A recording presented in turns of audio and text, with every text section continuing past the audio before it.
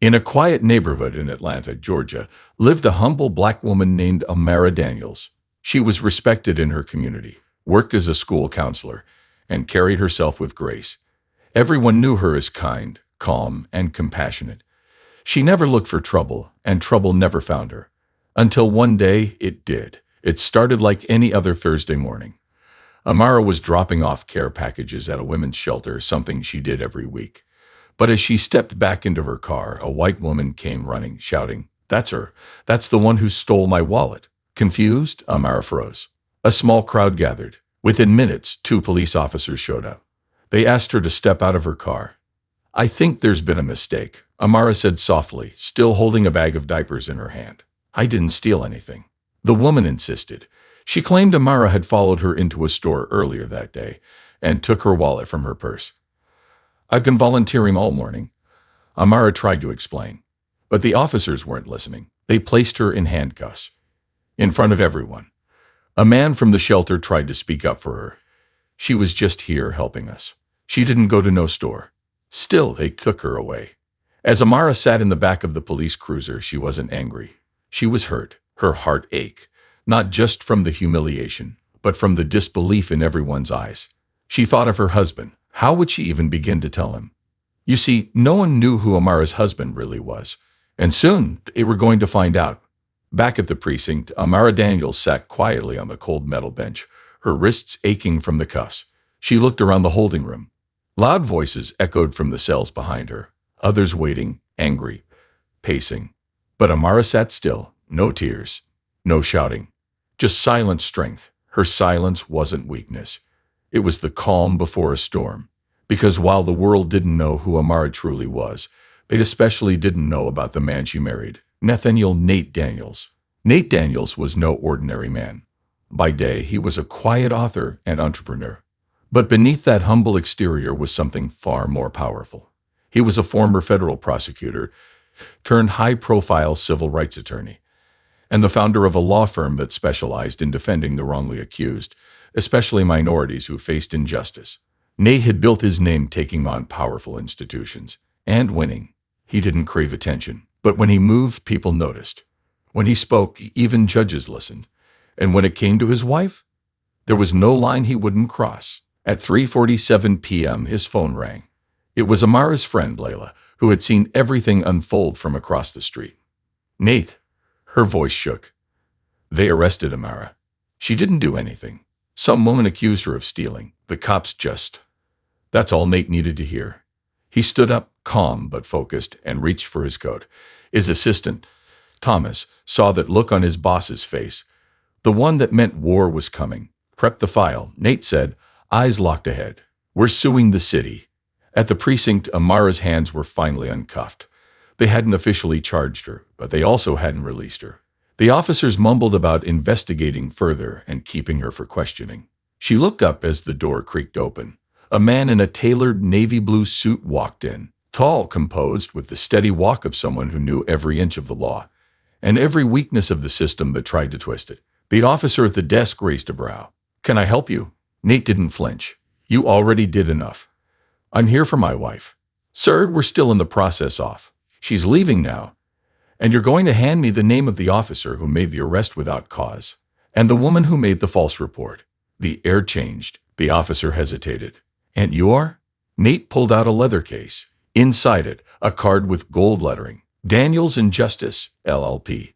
"Oh," the officer muttered, suddenly pale. "You're that Nate Daniels." Back in the holding area, Amara looked up. She hadn't expected him to come so soon. But then again, she should have. Nate never waited when it came to her. He reached out. She took his hand. "You okay?" he whispered. She nodded. I'm tired, Nate. We're going home." The woman who accused Amara was still outside the station, talking to reporters. She thought she'd done something brave, stood up for what she believed was a thief. She didn't know her lie was unraveling by the second. As Nate and Amara walked past her, the reporters turned. One camera zoomed in on Nate's face. That's when whispers started. Journalists gasped. A local news anchor stepped back.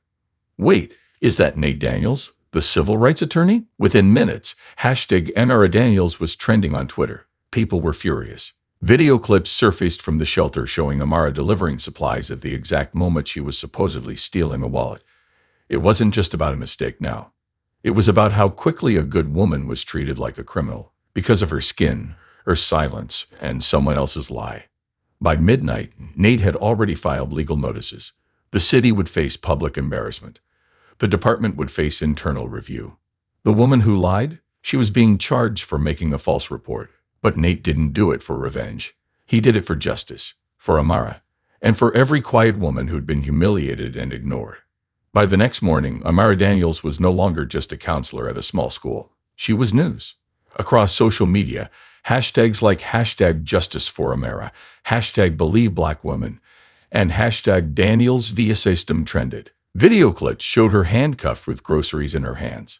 Another video from the women's shelter showed her giving a motivational talk to single mothers, timestamped the exact hour she was falsely accused. Amara sat at her kitchen table, sipping tea, watching the news. But her face wasn't one of satisfaction. It was sorrow. She didn't ask for this attention. She didn't want to be a symbol. She just wanted to help people and live her life peacefully. But now, the world was looking at her, expecting her to speak. Nate sat across from her, reading through legal briefs. News outlets are calling nonstop, even CNN. Everyone wants an interview. Amara looked down. I don't want to talk just to go viral. You won't, Nate said gently. You'll talk because it matters. Because the next woman might not have a husband like me. She might not have cameras, or proof, or anyone. Amara closed her eyes. He was right. That night, Amara agreed to appear on a national news segment, not to bash the police. Not to attack the woman who accused her, but to speak for the thousands of women who never got the chance to clear their name. The host was respectful, but you could feel the tension in the room. Amara, how did it feel? To be accused of something so serious, knowing you were innocent. Amara took a deep breath. It felt like the air was stolen from my lungs. I was afraid, yes. But mostly, I felt invisible, like who I was didn't matter. Like the color of my skin erased the truth of my actions. The host nodded slowly. What do you want the world to know? I want the world to know that dignity doesn't wear a uniform. That kindness doesn't need permission. And that truth always finds its way, especially when you stand firm in silence and let your character speak. The clip was shared millions of times within hours. People cried watching her speak. Civil rights groups started campaigns. Schools invited her to speak to students. Even celebrities tweeted in support. But behind all the noise, one man stayed quiet and focused. Nate Daniels. While Amara's message was spreading, Nate was preparing something bigger. A civil lawsuit that would shake the city to its roots. He wasn't just suing for wrongful arrest. He was suing for negligent policing, racial profiling, and public humiliation without evidence. And he was coming with fire. But even as he built the case, Nate knew the real battle wasn't in the courtroom. It was in the hearts of people. So he started a campaign called Silent Strength. The idea was simple: highlight stories of Black women who had suffered false accusations or wrongful arrests, and give them a platform. In less than a week, over 3,000 women submitted their stories. Some had lost jobs, some lost homes, a few even their children. Amara read every single one. She wept, and something in her shifted. She no longer felt like a victim. She felt like a voice. One morning, as she prepared for another interview, Amara got a surprise message. The mayor's office. They wanted to meet. At first, she was hesitant. Is this just for a photo op? She asked Nate. Maybe, he said, but it's also a chance to speak truth in rooms where truth rarely walks in. So she went. The mayor was respectful, but cautious. Ms. Daniels, we're sorry for what happened. Truly. We're reviewing procedures and initiating a new anti-bias training program for law enforcement. Because of you. Amara listened, quiet but strong. I appreciate the gesture, she replied. But change doesn't come from trainings alone. It comes from accountability. The officers involved, they still haven't apologized. And the woman who accused me, she still walks free. The mayor nodded, embarrassed. We'll do better. I hope so, Amara said. Because next time, it might be someone without a voice. And I'll still be watching. That same day, something unexpected happened. The woman who had falsely accused her, Melinda Harper, issued a public apology. I made a terrible mistake, she said, shaking on camera. I let fear guide me instead of facts, And I hope Mrs. Daniels can find it in her heart to forgive me. But Amara didn't smile. She didn't clap. Instead, she turned to Nate and whispered, "Forgiveness doesn't erase accountability. But maybe it can begin healing." Before all of this, before the handcuffs, the hashtags, the headlines, Amara Daniels lived a life many would call ordinary. She wasn't born to power. She wasn't raised with influence. She grew up in the small, sleepy town of Whitecross, Georgia, raised by her grandmother, a seamstress who made wedding gowns for wealthy brides she'd never meet again. Her childhood was filled with Sunday morning hymns, cornbread dinners, and second-hand clothes. But more than anything, it was filled with lessons. Never raise your voice before you've raised your value, her grandmother used to say. People already look at you through tinted glass.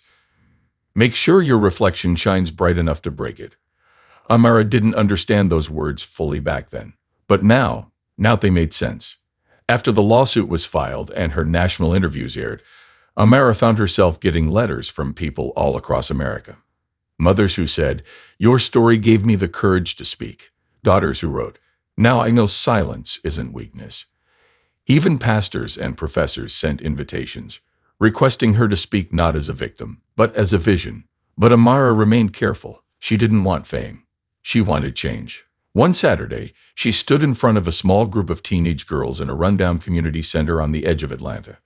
The girls were from tough neighborhoods, most raised by single parents or no parents at all. Some had seen more in 15 years than others see in a lifetime. They sat in silence, staring as Amara walked to the front of the room. She didn't speak from a script, no slides, no flashy introduction, just her truth. "I wasn't always Mrs. Daniels," she said softly. "I was a girl who got laughed at for how she talked, for how she dressed, for not knowing who her daddy was. I didn't come from power. I built it with every moment I refused to quit." The girls leaned forward. "I was arrested while helping people. Not because of what I did, but because of how I looked. But even in that jail cell, I knew who I was." Amara looked at each of them, her voice calm but filled with fire. "I want you to remember something. The world will try to label you before it listens to you. But never let your label speak louder than your life." The room erupted in claps and quiet tears. Some of those girls had never heard a woman speak like that. And most of all, they had never seen someone who looked like them rise above everything against them. Meanwhile, Nate was deep in legal battle. The city had tried to settle quietly. They offered money, a public apology, a promise to do better. But Nate wasn't interested in quiet deals. "No," he told the opposing counsel, "we're going to trial. And we're going to make sure this never happens to anyone again." His office became a war room. Boxes of case law, transcripts, video evidence. Every arrest report in the precinct's history was being reviewed, especially the ones involving black women. What they found, shocking. Over 200 false or unproven arrests in the past 5 years, 90% involving women of color. No follow-ups, no apologies, no accountability. This wasn't just about Amara anymore. This was a pattern, and Nate Daniels was about to tear it apart brick by brick. Back at home, Amara sat on her porch, sipping ginger tea as a breeze moved through the trees. Her phone buzzed. A name popped up, Principal Harmon, her boss at the school where she used to work. She hadn't heard from him since she was suspended pending the investigation. No one from the school had reached out. Not until now. "Amara." His voice trembled. "I owe you the biggest apology of my life. I watched everything. I saw the truth, and I realized how quick I was to believe the worst." Amara was silent. I want you back. The kids miss you. The staff misses you. We need someone like you now more than ever." She took a deep breath. "I appreciate the call," she said gently. "But I'm not the same woman who left that school. And if I come back, it won't be quietly. I'm bringing my voice with me." That night, she made a decision. She would not return to her old job. Instead, she'd start a foundation, one that trained counselors and teachers to recognize and confront bias, not just in their students, but in themselves. She called it the Mirror Project, because before you can change the world, you have to face yourself. It was the kind of morning the city would never forget. Journalists lined up on the courthouse steps. Protesters stood behind barricades holding signs that read, "Protect Black women. We are not your suspects," and "Justice for Amara." Inside the courtroom, tension sat heavy in the air. But not on Amara.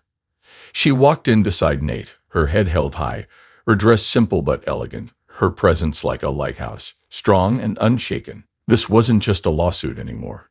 It was a reckoning. The city had brought in top lawyers. They hoped to minimize damage, settle the matter, and push it out of the spotlight. But Nate Daniels came with something far more powerful, the truth. He stood before the jury, his voice steady and unwavering. Ladies and gentlemen, you're not just here to decide if my client was falsely accused. You're here to decide if our city protects the innocent or punishes them for simply existing. He paced slowly. Amara Daniels was arrested without evidence. No witness, no video, no theft recovered. And yet she was handcuffed, publicly humiliated, stripped of her dignity. The courtroom was silent, every word hitting deeper than the last. She was helping women at a shelter when the theft allegedly occurred. There are time-stamped videos, witnesses, but none of that mattered because the assumption had already been made. He paused. That assumption was based on skin, nothing more. And if we don't call it what it is, then it'll never stop. The defense tried to argue procedure. They said the officer followed protocol. They said the accuser sounded credible. They said Amara's race had nothing to do with it. But Nate wasn't having it. He called on experts in law enforcement policy, racial bias analysts, and civil rights historians. Each one testified to the deep-rooted patterns of injustice in policing. Then came the moment that changed the entire room. Nate played the shelter security footage, showing Amara handing diapers to a young mother at the exact time the wallet was reported stolen. Gasps echoed through the courtroom. Even the judge leaned forward. And then Nate said softly, and yet, despite this clear proof, she was treated like a criminal. Imagine what happens when there is no video. Then it was Amara's turn to take the stand. She didn't cry. She didn't yell. She just told her story. I didn't speak to clear my name, she said. I spoke because staying silent wouldn't protect the next woman. She looked at the jury, half of them teary-eyed, others stunned. I forgive the woman who accused me, but I can't forget what was taken from me that day. Not just time or pride, but the feeling of safety I once carried in public spaces. After her testimony, the judge recessed for the day. As Amara and Nate stepped outside, a sea of supporters clapped for them. Some held candles, some held tears. An older woman stepped forward, gripping Amara's hands. Because of you, she whispered, my granddaughter knows her voice matters. Amara smiled, holding back her own tears. That's why we're here. The trial lasted 7 days. On the final day, Nate gave a closing statement that would be quoted in classrooms, campaigns, and legal textbooks for years. When a woman's truth is ignored, we all lose something sacred. When we allow bias to replace facts, we abandon justice. But when we stand up, not in anger, but in purpose, then we begin to repair what was broken. The verdict? The city was found liable. The jury awarded Amara $2.5 million in damages. But more importantly, they mandated policy changes. Mandatory racial bias training for all law enforcement. Body cameras required for all public arrests. An independent review board for false accusations. Amara didn't cheer. She didn't gloat. She simply whispered, finally. That night, Amara and Nate didn't go out to celebrate. Instead, they sat on the floor of their living room, surrounded by letters from women across the country. Nate read one aloud. I was 16 when I was arrested for something I didn't do. No one believed me, but you made me believe in me again. Amara placed the letter on the table, her eyes wet. We did something good, Nate. He smiled. You did something powerful, Amara. I just made sure the world saw it. But Amara wasn't finished. The next morning, she donated half of the settlement to her foundation, the Mirror Project. She launched 5 new chapters across the state, each focused on education, empowerment, and emotional healing for falsely accused women. And 1 year later, she stood on the stage of the National Women's Summit, being honored with the Courage and Justice Award. She took the mic and said, power doesn't come from being seen. It comes from being heard. And now that I have the mic, I'm not putting it down. A year after the trial, the world had changed, and so had Amara Daniels. No longer just a name that once trended, she had become a force, a speaker, a leader, a voice for the unheard. But with visibility came pressure. Invitations flowed in from universities, global conferences, even national policy panels. People wanted her on boards, on news and documentaries. But Amara chose intention over attention. Her heart still beat for the people, not for the podium. She spent her days at community centers, high schools, and women's shelters listening more than speaking. And when she did speak, she didn't talk about the $1 million verdict or the cameras. She talked about what came after the applause. Justice isn't a finish line, she said at a conference in Washington, D.C. It's a bridge, and we're still building it. She meant every word. Meanwhile, Nate Daniels continued his mission from the shadows.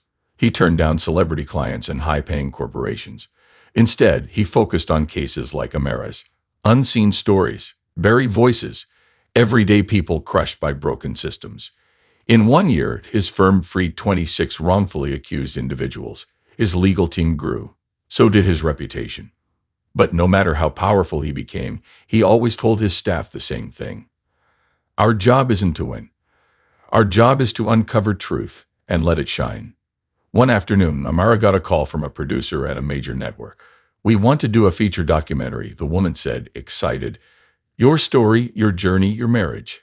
The world needs to see how power and love can fight injustice together. Amara paused. She'd always protected her marriage from the media spotlight. To her, what she and Nate shared wasn't for display. It was for legacy. But this time, something felt different. Maybe it was time for the world to see not just her strength, but the partnership behind it. She said yes. The documentary, titled Still Standing, The Amara Daniels Story, aired 6 months later. It was raw, emotional, and groundbreaking. It followed her journey from that day outside the shelter to the courtroom battle, and all the way to the creation of the Mirror Project. It also featured Nate, seen not in suits or courtrooms, but cooking dinner, reading old books, laughing with Amara at night. The world saw something rare. A black woman and a black man building change, side by side, with no ego, just love. The film sparked global conversation. Students wrote essays. Churches screened it. Law schools added it to their civil rights curriculum. It even caught the attention of the Global Justice Initiative, an international council that honored grassroots leaders making real impact in broken systems. They invited Amara to their summit in Geneva. She almost declined, but Nate encouraged her. Your message started with pain. Let it travel with purpose. So she went. In Geneva, leaders from over 40 countries gathered. Political heads, policy shapers, journalists. Amara took the stage in a simple white suit. No gold, no glitter, just grace. She told her story, but not to relive it. To remind the world that justice isn't geography, it's humanity. I was arrested for something I didn't do, she began, but many are forgotten for the same reason. She spoke of the mothers who lost jobs, the daughters denied scholarships, the women whose names never trended but whose pain ran just as deep. I'm not the exception, she said. I'm just one of the few who got a camera. There are millions who got silence. When she finished, the entire hall rose to its feet, not just for her words, but for her willingness to remain grounded when the world begged her to soar. Later that night, back in her hotel room, Amara sat by the window, overlooking the lights of Geneva. Her phone buzzed. A text from Nate. I'm proud of you. But hurry home. The kids at Jefferson High want you to read to them next week. And you promised cookies. She smiled. Even when she spoke on the world stage, her heart was still local. By the end of the year, Amara had launched 15 Mirror Project hubs across 3 states. Each one offered legal literacy, mental health support, and re-entry programs for women affected by false accusations or unjust arrests. She'd also developed school training kits, curriculums that helped educators confront bias in the classroom. Soon, the Mirror Project partnered with universities, police departments, and civic groups. What began as one woman's nightmare had become a nationwide awakening. And then, something unexpected happened. She was nominated to join a national commission on justice reform. It was a White House-level council with senators, judges, activists. At first, she felt hesitant. I'm not a politician, she told Nate. But you're exactly who they need, he replied. Someone who remembers what the inside of a holding cell feels like and still believes in healing. She joined. And her first proposal: mandatory de-escalation and empathy training in every law enforcement academy in the country. Some resisted, but her influence, her story, and her truth couldn't be ignored. It passed, unanimously. 3 years after that fateful day outside the shelter, Amara Daniels stood on the steps of the very courthouse where she once walked in handcuffed. This time, she wasn't there to defend herself. She was there to rename the building. The mayor, standing at the podium beside her, announced it with pride. Today, we officially renamed this courthouse in honor of a woman who didn't just seek justice for herself, but fought to rebuild it for others. It is now the Amara Daniels Center for Equity and Justice. The crowd rose to its feet. Tears rolled freely. Not just from Amara, but from those who had seen her rise, not as a hero, but as a human being who simply refused to be broken. In the crowd stood Melinda Harper, the woman who once falsely accused her. She had come quietly, no press, no statement, just remorse in her eyes. Amara saw her, and for a moment their eyes met. Melinda mouthed the word no microphone could catch. "Thank you." Amara didn't nod. She didn't smile, but she didn't turn away either, because sometimes forgiveness is silent, but felt. After the ceremony, Amara walked through the halls of the renamed building, touching the cold marble walls. She paused near a bronze plaque engraved with her name, and the words, "Justice is not an idea, it's a choice. Every day, for everyone." She turned to Nate, who stood just behind her, proud as ever. "Do you think Grandma would be proud?" she whispered. Nate smiled. "She'd probably say, 'About time they put your name on something.'" Amara laughed, then fell silent. Because as much as today was a celebration, it was also a reflection of the road behind her, and the one still ahead. That evening, Amara returned to the shelter where it all began. Not as a speaker, not as a celebrity, just as Amara. She handed out food, restocked diapers, folded clothes. No cameras, no fans, just women, stories, healing. One young girl approached her, eyes wide. "You're the lady on the wall," she said shyly, pointing to a framed photo of Amara above the shelter's main hallway. Amara bent down and smiled. "That's just a picture, sweetheart. The real me is right here with you." The girl grinned. "Can I be like you one day?" Amara held her hand gently. "No," she whispered. "You'll be even better." Back home, Nate sat on the porch, sipping coffee, watching Amara as she returned from the shelter. "You always shine brightest in the quiet," he said. "I don't need a spotlight," she replied. "I just need a reason." He reached for her hand. "You gave the world a reason to believe again." They sat together in peaceful silence. No lawsuits, no flashing lights. Just two people, still in love, still rooted in truth. The next morning, Amara woke to news she didn't expect. The President of the United States had awarded her the Presidential Medal of Citizens Honor for outstanding service to community and justice. The press was buzzing. Everyone wanted a statement, but she turned off her phone, because for her, the award wasn't the point. The impact was. Later that week, Amara hosted a small retreat for young women, those who had been through the system, falsely accused, or left behind by society. She didn't speak much. She let them speak instead. They laughed, cried, shared poems, danced barefoot in the grass. It wasn't formal. It was freedom. And before they left, Amara handed each of them a mirror framed in gold. On the back, engraved in her handwriting, "You are not what they called you. You are what you choose to become." In the years that followed, the Mirror Project expanded globally, from Atlanta to South Africa, from Detroit to Haiti, from Chicago to Ghana. Wherever women were overlooked, Amara showed up, sometimes in person, sometimes in spirit, always in truth. On her 50th birthday, she and Nate sat watching the sun rise over a small cabin in the mountains. He turned to her, a small velvet box in hand. She opened it to find a simple gold ring, on the inside, still standing. "I never got to propose properly," Nate said softly. "I never needed the proposal," she smiled. "I just needed the promise." The last chapter of Amara's story wasn't one of retirement. It was rebirth. She began mentoring leaders, quiet ones, loud ones, all of them real. And every time someone asked how she managed to go from a falsely accused woman to a global icon of hope, she always gave the same answer. "Because I never forgot who I was, even when the world tried to." Amara Daniels may have been arrested once, but she was never a prisoner. She was never a victim. She was never forgotten. And now, she never will be.